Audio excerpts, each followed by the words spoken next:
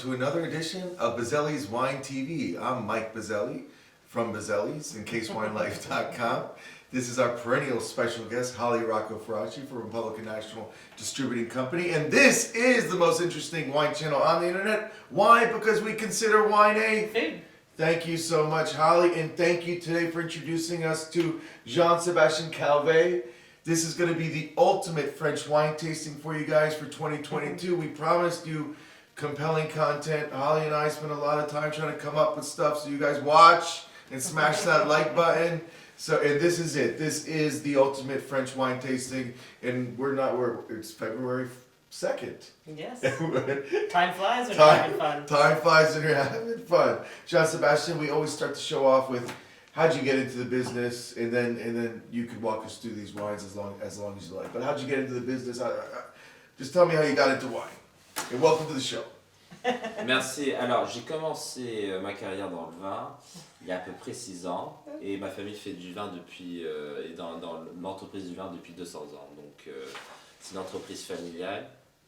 We're doing it in French or English? Did you just understand any of that? Okay, my bad, I don't speak French. We Oh, can just do that in English. Oh, okay, I'm so sorry, you know, I thought this was for your Canadian audience, you know, your French enthusiast audience, but no, thank you so much for having me. Thank you for having me over. Jean-Sébastien Calvet, these are actually all the wines that my family, we source and import to the US. All French wines. My family, we've been in the business for over 200 years. I'm from Bordeaux, but I live in the US. I've been living here for over 10 years, so I'm an expat. That's so cool. I'm from Bordeaux. Right. I'm from Malbec. Who gets to say that? Where are you from? I'm from Malbec. Where are you from? Rhode Island. Oh, Rhode Island. Okay, I thought you were I gotta give a shout out to Rhodey. Okay. No, but you're from Bordeaux.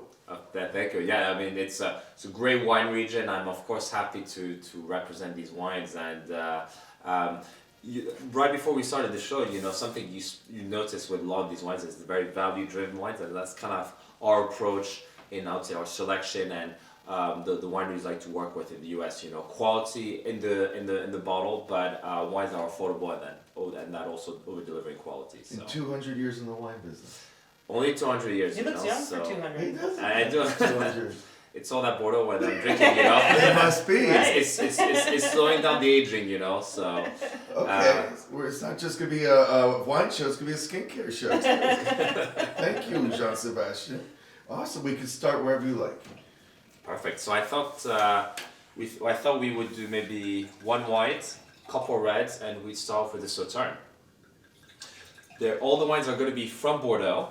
The only one that is not from Bordeaux is the second one, which I'll talk about in a little bit. But the first wine is Chateau Blaignan. Cheers. Absolutely. Cheers.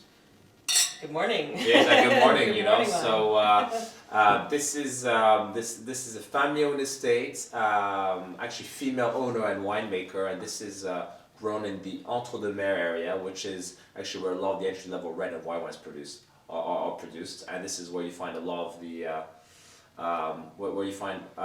white wines are produced in Bordeaux. The blend is majority Sauvignon Blanc, and it's blended with Semillon and Muscadel. So that is quite typical of a white Bordeaux. It will be blended it will be a blend, so not always 100% Sauvignon Blanc. But just to kind of to talk about the impact of the Semillon and Muscadel, which are indigenous to Bordeaux, is that it will kind of cut down the acidity. So you're going to get a Sauvignon Blanc that is not going to be too acidic as well. And it's also going to add, I would say, a lot of aromatics and a lot of fruitiness to the wine. The Muscadel for sure adds that aromatic. And the Semillon kind of lends a texture to it too, right? It kind of smooths that out a little and adds a little fullness to a Bordeaux Blanc, yeah. So instead of getting kind of a light-bodied white wine, you're getting kind of a light to medium-bodied white wine. So, but it's very pleasant, easy drinking. What do you think? It's very polite. That's really a good descriptor. Is it? Yeah. Thank you. I agree. Very like civilized. It really is. Yeah. Wow. Out the gate, 1 for 1. 1 for 1, you know. Very good. I'm excited. This is one of actually our top selling wines in the US nationwide. We have really great success with this. It's very good wine. But also I think it's there's a great story as well, but it's also fairly affordable. I think this is you can find this for $16-17 in most retail stores. So it's really on the affordable side and really a great and delicious bottle of white wine. What do you say, Holly? Absolutely. We have a local newspaper here, the Washington Post. Lots of people have heard of it, but and the wine critic Dave McIntyre wrote this up as a wine for the summertime. That's right. And yeah, it's really great, but it's more than that. I mean, this is a great wine with, you know, all kinds of lighter foods, anything that you're going to squeeze citrus on, any seafoods, anything that you're putting a vinaigrette, salads on, things like that, shellfish. Absolutely. Yeah, so it's I all think year round. it's a crowd pleaser. Absolutely. Absolutely. That's a great way to describe it. It You know. truly is a crowd pleaser, or a patio pounder, as some people might say. Yes, as Christy, shout out to Christy. Okay, delicious, Jean-Sébastien. I'm anxious to taste what you have next. Okay, perfect. The wine number 2, I'm just gonna taste it to make sure it's okay. And it's showing lots of. See how he's taking pride in his family's business. He's gonna sniff it before he shares it. Of with course, us. I don't wanna pour you a corked wine. So the second one we're having is Chateau Du Caillau, and Caillau means stone in French, so that's kind of what it refers to. It refers to the stones that are found in the vineyard. And we're in this small region in the southwest part of France. We're not in Bordeaux, but called Cahors. And Cahors is actually where Malbec is from originally. Yeah. So we think of Malbec, we think of Argentina Malbec, which has done a tremendous job in promoting Malbec, and to the point where people also, when they think of Argentinian wines, they only think of Malbec. But who came first? Cahors did. My man. Cahors was did, first. you This know? is where this is the birthplace of Malbec. And really what happened is that in the last 100 years, unfortunately, because of don't want to get too technical, there was a phylloxera crisis which wiped out a lot of the vineyards in France at the end of the 1800s, the end of the 19th century. This region almost became extinct. At the same time, Argentina planted a lot of Malbec for the last 100 years, and that's why people think of Malbec coming from Argentina. But it's actually from this really delightful region in the southwest part of France called Cahors. So So yeah, all you Argentinian Malbec fans, sorry you were late to the game. France was first. But if you love Argentinian Malbec, give this a try. It's going to be a little bit different than what you might be used to. You know, a little bit maybe darker color, kind of broader mouthfeel. How would you describe the nose, Holly?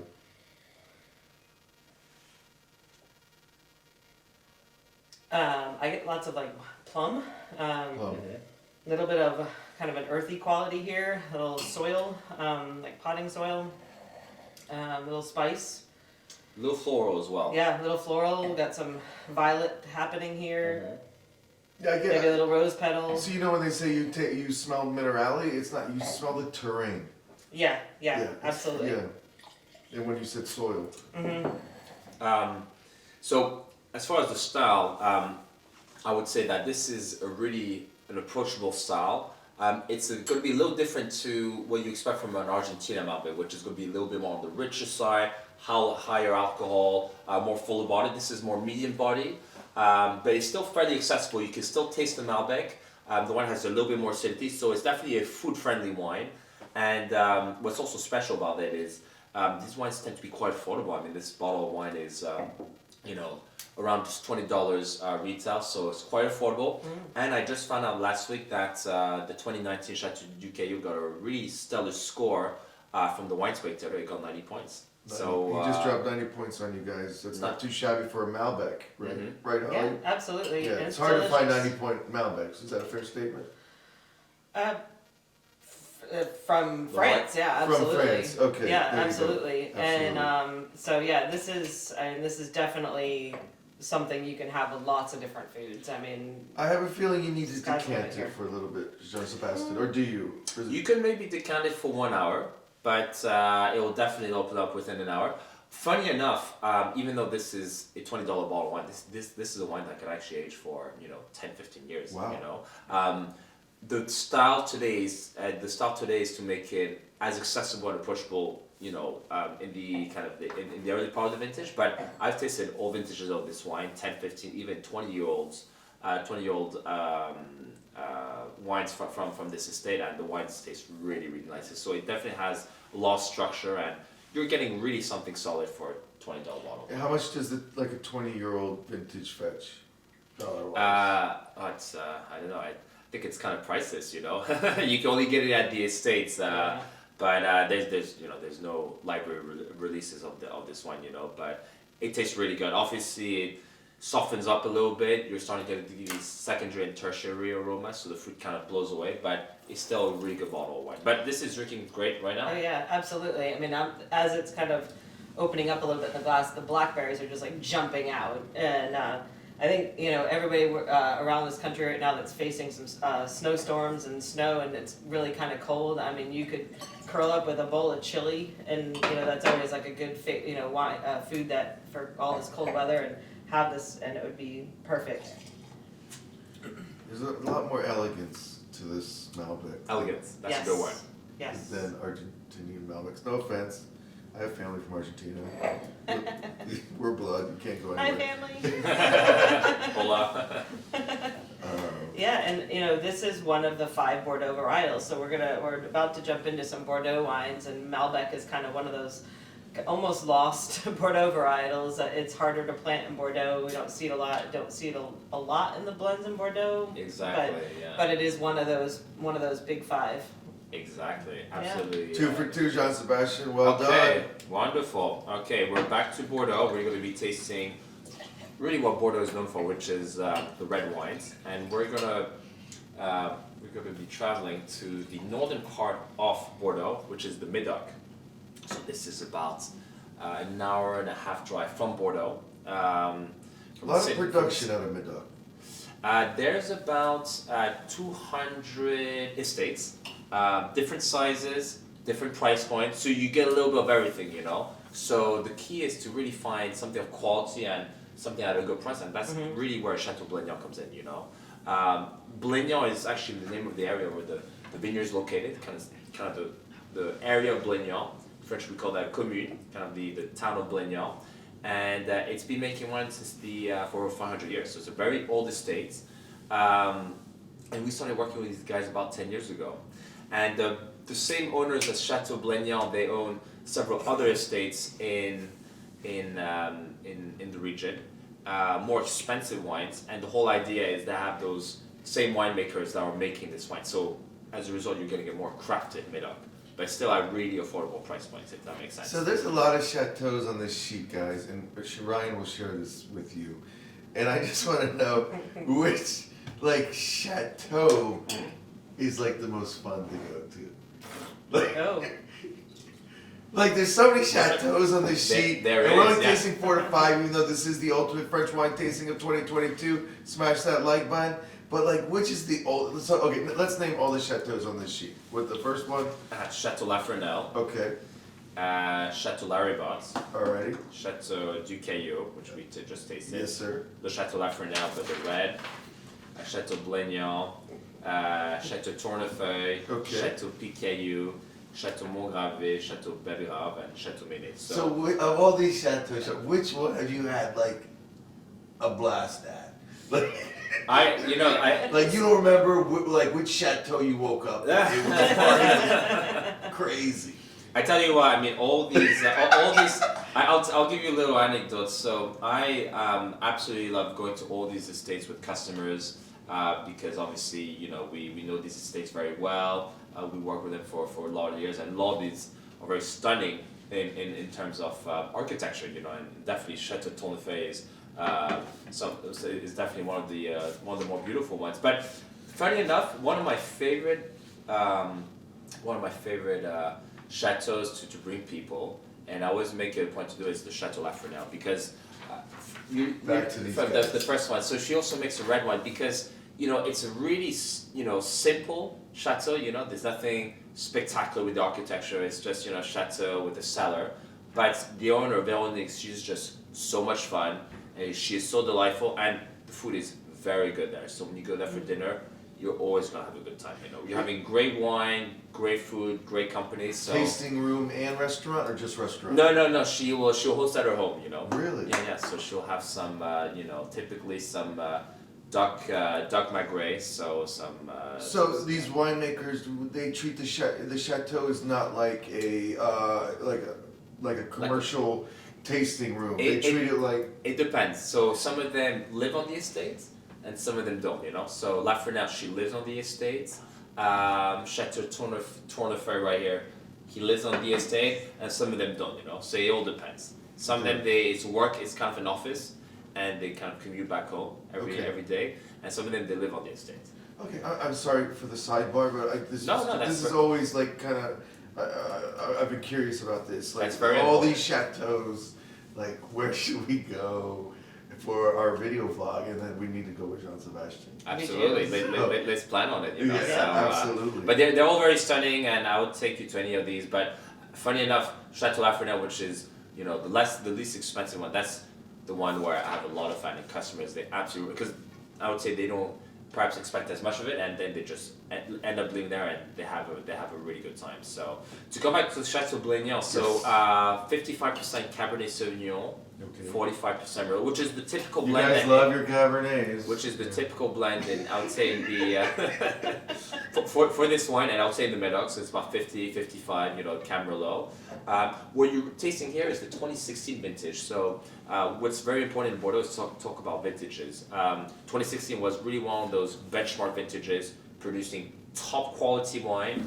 And in a vintage like that, what's really special is to taste, I would say, the entry level wines, because these are wines that are just going to completely over deliver in quality in a very good vintage. This one also has a little bit of age, so it's 6 years old. So customers today, they're looking to buy consumers 15s and 16s because they're starting to dry up, and here we're still working with the 2016, and I think it's tasting absolutely phenomenal. Oh yeah, absolutely. 15, 16 is great vintages in Bordeaux. It's maybe one of the areas where climate change is not exactly a horrible thing at the moment for Bordeaux in terms of being able to produce some really nice blockbuster consistent vintages in Bordeaux, an area that's can be difficult for grape Sometimes, growers. yes. Yeah. So Would this be the quintessential Bordeaux in terms of Profile? Profile, yes, sir. I would think so. If someone tells me, give me a glass of Bordeaux, this is what I'm looking for in a glass. Okay, wow, guys, we just saved you a lot of time browsing on the internet. So this will definitely be on casewinelife.com as our quintessential Bordeaux. yeah, it's very silky in its texture. If you want to know what silky is on the mouthfeel, this is it. Wow, delicious, truly. I mean, this is Bordeaux is special. Thank you. Yeah. Now this is drinking great. I mean, on the aromas, a lot of black fruits. You're getting some floral aromas as well. But what I like about the mouthfeel is that it's really soft, silky, and you're getting a great finish. Meaning that when you taste the wine and you swallow it, it still lingers in the mouth, for many seconds after that. So that's a sign of quality. And you don't have to break the bank for this kind of wine. This is like $24, $25 retail. So really affordable, and this one got really good price as well for the 2016 vintage. 92 points James Suckling, and 90 points Wine Enthusiast. So Very good, James Suckling. Yeah, it's very tough to score over 90 with him. Wow. Yeah. It's so this is a really good bottle of wine, and like I said, it has some age to it. So is there something Brunello about it? Because I love Brunello. Maybe the earthiness of a Brunello, I'd say. It's so delicious. These Europeans, they know how to make wine, and all you want to do is drink Cali Cabs, basic people. But and you don't have to spend the same kind of money, like for $25, you can get a really solid bottle of wine. Sorry so I know France. They say the French are rude, but he's such a gentleman. When I trash talk California Cabs, he's such a gentleman. Thank you, Jean-Sébastien. No worries. Okay, I'm kind of crass, so thank you for balance. Holly, we don't bash any wine. Oh on the no, show you don't. Because of the vineyard teams. Of They course. work so hard. Absolutely. If you are in a vineyard team, you work so hard. And I'm a restaurant guy, and Holly's hospitality too. We appreciate hard work. And we could tell every one of these wines how much hard work goes into every bottle. Absolutely. It's just obviously customers are used to and for a Basic. certain style, but when they try these and perhaps when they understand them a little more, if they understand a little more, they appreciate them a little more, you know. So that's Yeah, kind of what I would say. Definitely reach for this, understand this, order this. It will be on case one. This 2016 was a killer year for Bordeaux and Chateau Blaignan, yes. Blaignan. Screwed that up. Kind of like Alianico, right? That G kind of gets in the back of your throat. He said Alianico, my heart dropped. I know. See, I got you, Mike. Thank you. Mike, so the Chateau Blaignan is located in what we call the left bank of Bordeaux. So it's on the western side, and this is where typically Cabernet Sauvignon is king. And now we're moving to the right bank, which is kind of more on the eastern side of Bordeaux, and this is where you'll find predominantly more Merlot. And Merlot actually originates from the right bank. And when you think of the right bank, you think of Saint-Emilion and Pomerol. And what we're tasting here is a Pomerol, more specifically a Lalande de Pomerol. So you're really tasting, I would say, one of the major appellations on the right bank. So this is a little difficult to pronounce, but that's okay. That's why we're doing this. Chateau Tournefeuille. Chateau Tournefeuille. Tournefeuille. There you go. Chateau Tournefeuille, Lalande de Pomerol. Lalande de Pomerol. You got that right. Lalande de Pomerol. And the meaning of Tournefeuille is turning leaf. So turning leaf. Because this chateau that you see right here is on top of a little hill, and it's very well, that's the name, but it's been the name of the estate since its creation, so since the mid 19th century. But this is a hell of a wine. Beautiful. 60% Cab, 60% Merlot, 40% Cabernet Franc. What I'll say to your guests is, right across Chateau Tournefeuille, you have some of the most prestigious neighbors in Bordeaux and perhaps in the world, you know, because you have Name drop for us. Who? Chateau Petrus, or what we call That's a pretty big one. Petrus, and Chateau Lafleur Petrus. A bottle of Petrus is I don't know, Holly, maybe like $4,000 a bottle. Something along that At line. least, you know, like Yeah, a minimum. at least. I obviously can go higher in price. And what separates Tournefeuille and Petrus is just a stream, you know. But Really? the soil composition is very Jump similar. across it. But obviously, you can get this at a fraction of the cost, and it's really, really delightful. So we just saved you $3,980, guys. There you go. If you want to jump over this stream and pay $3,000 or $4,000, more power to you. If you don't, come to Chateau Tournefeuille, Chateau Tournefeuille. and for like $30. Wait, we Yeah, saved like 30 $35. bucks. Yeah, like $33, $35. So we saved you $3,970 just now. Wow, and such a beautiful wine. Amazing, really. I could taste the Cab Franc too. It's just so well balanced. I like it a lot, and I think certainly, you know, we're just talking about people who drink Napa cabs. This is something that they would definitely enjoy. You know, obviously, California they're more known for Cabernet Sauvignon than Merlot, but the Merlot, as far as the profile, is very appealing to people who drink, I would say, fuller bodied red wines. But I just like the aromatic intensity one. You know, lots of fruit, a lot going on in the nose, you know, and but on the mouthfeel it's very balanced, you know. The Cabernet Franc that you're talking about brings a lot of freshness and brings a lot of acidity and brings a lot of softness to the wine. Lovely mouthfeel, and not oaky at all. The oak is very well integrated. Subtle at best, right? Yeah. Yeah, not oaky at all. Yeah. So we're making Merlot great again here. That's right. There you We're go. making, Because Merlot Merlot great has again. fallen out of favor in America because the only one is Calicat. Yes, but a lot of Bordeaux's are actually majority Merlot. So, and a lot of red blends are. So you may think you don't like Merlot, but pick up a bottle of this and it will change your mind. Thank you, Holly. Wow. And this is working with this vintage is.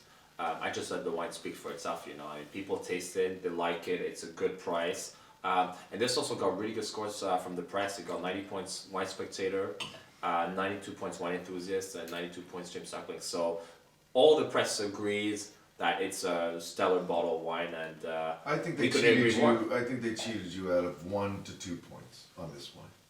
This should be 93, 94. I think so too. They're not biased either. He's not biased it's- either. He's very honest. No. I think this is drinking great. You know, for $35, I mean, this is a Yeah, great. I'm giving it bottle. 93.5. Okay, James Suckley, eat that. 93.5. Absolutely. Lovely. 4 for 4. 4 for 4. Jean-Sébastien. Let me C'est give bon. you. C'est très bon. C'est très bon. I agree. The last wine we're gonna have. So remember, folks, we are now rinsing our glasses, and so you always want to rinse with, if you have red in your glass and you're going back to white, maybe for dessert, you can rinse with the white wine. You don't want to rinse your wine glass with water, because you could water down the next wine that you're putting into it. So you can just rinse with the wine, and you don't water down your wine. I agree. And sometimes the water is not as pure, you know, so then you will contaminate. You could get like chlorine, you know, a lot of water is chlorinated, so now you're going to start tasting chlorine in your wine. Not a good thing. So I have no idea, Jean-Sébastien, what a Sauterne is. Oh, you're in for a treat. You are, you know. And yeah, before Sauterne, people, oh gosh, liquid dessert. Anytime you're at a restaurant, I'm sorry, I just jumped ahead, my bad, but I'm excited. So, Sauterne, anytime you're at a restaurant, Valentine's Day is coming, right? Everyone goes to restaurants for dinner. You know, for dessert, liquid dessert. See, find that Sauterne on the wine list and have it for dessert. I absolutely agree. That's my with you. public service announcement. Thank you. Much needed PSA. Holly's a great. Holly appreciates Sauterne a lot, so Yes. she knows what she's talking about. So just to kind of keep it short, so Sauterne, so we're in the Bordeaux region. Sauterne is, I would say, really the benchmark for sweet wine in the world, meaning that if you don't know, if you know very little about sweet wine, you definitely know Sauterne because it's probably the most famous region in the world for sweet wines. There's also a couple of other ones in France, but Sauterne is really the most famous one.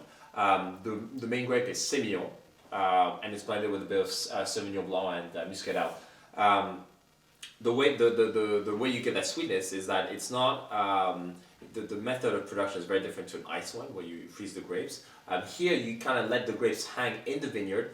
These are actually the last grapes to be picked up in Bordeaux, meaning that you'll start with the white wines, then you'll start with the reds, and this gets picked at the end of the growing season, of the harvest season, and you let the grapes hang, and you have this fungus called Botrytis cinerea, basically that attacks the grapes, shrivels them, dehydrates them, and concentrates the sugar. So basically what you're picking is a raisin-like texture grape. Yeah. So that's just packed of sugar, then then all the grapes get picked, they go through the tanks, alcohol fermentation, that's kind of how you get this natural sweetness, you know. So there's no added sugar, if I may say. Everything here is from the berries. Yeah. I think you said the way you're describing this, it's like you saved the best for last. Like I'm in for a real treat.